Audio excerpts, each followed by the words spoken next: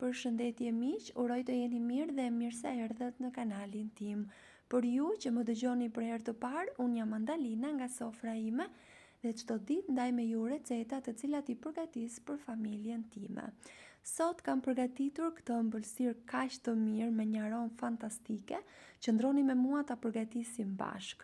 E ka emrin portokalopita, nuk e di a e keni provuar ndonjëherë apo jo. Fillojmë pa humbur kohë.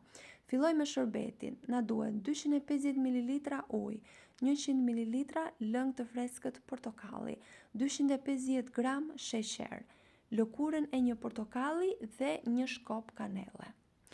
Dhe do ta vendosim të zjej në zjarr të ngadalt. Shërbeti duhet të zjej 10 minuta që nga momenti që fillon vlimin.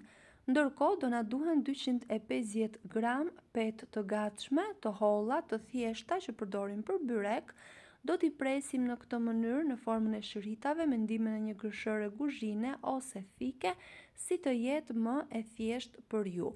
Pasi i kemi prerë, do t'i hapim në këtë mënyrë dhe do t'i lëmë me një anë në mënyrë që të thahen pak. Kjo është mënyra se si veproj unë me petët në mënyrë që të zbuten dhe në fund të piqen mirë.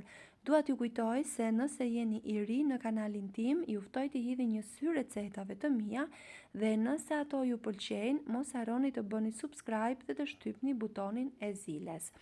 Ndërkohë që petët i lëm me një anë të thahen pak, në një enë do shtojmë 2 vezë, 100 ml lëng portokalli, 100 ml vaj, ulliri ose lule dielli, 100 gram kos, një pluhur fryrës dhe 100 gram sheqer.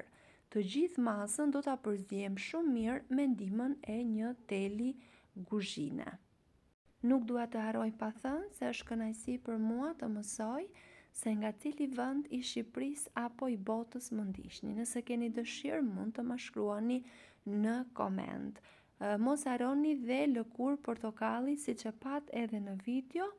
Vazhdojmë ta përziejmë masën shumë mirë derisa të na formohet një masë e njëtrajtshme. Nuk e di a e keni provuar ndonjëherë këtë ëmbëlsirë apo jo, në familjen tonë kjo është e preferuar, nuk është se e përgatis shpesh pasi është me shërbet dhe ka mjaft sheqer, por tani që po afrohemi muajit të festave, e kam përgatitur duke qenë se kanë dalë në treg edhe portokallet e rinj, janë të pjekur, të ëmbël dhe kanë një aromë vërtet fantastike dhe tani është koha e duhur për ta përgatitur këtë ëmbëlsirë. Përzierja e petëve me masën që përgatitëm është shumë e rëndësishme, duhet të përzihen shumë mirë në mënyrë që të mos rrinë të ngjitura. Kjo do ju marr pak kohë, me kujdes. Nëse dëshironi që ta lehtësoni pak punën, mund t'i shtoni pak e nga pak. Do vazhdojmë përzierjen me ndihmën e një luge, të një piruni, si të jetë më e thjeshtë për ju, por petët duhet të zbuten të gjitha me masën e lëngshme, sepse ndryshe do të piqen ashtu siç do të mbes në tavë. Vazhdojmë përzierjen, siç e shihni, janë përzier mjaft mirë, janë zbutur të gjitha, ka rënë volumi i tyre dhe pasi është gati e vendosim në tavën e pjekjes.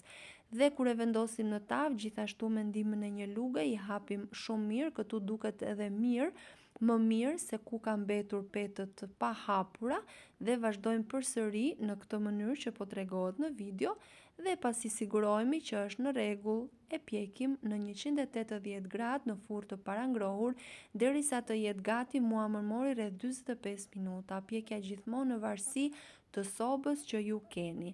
Pas pjekjes e shërbetosim, shërbeti duhet i ftohtë dhe ëmbëlsira e sapo dal nga furra.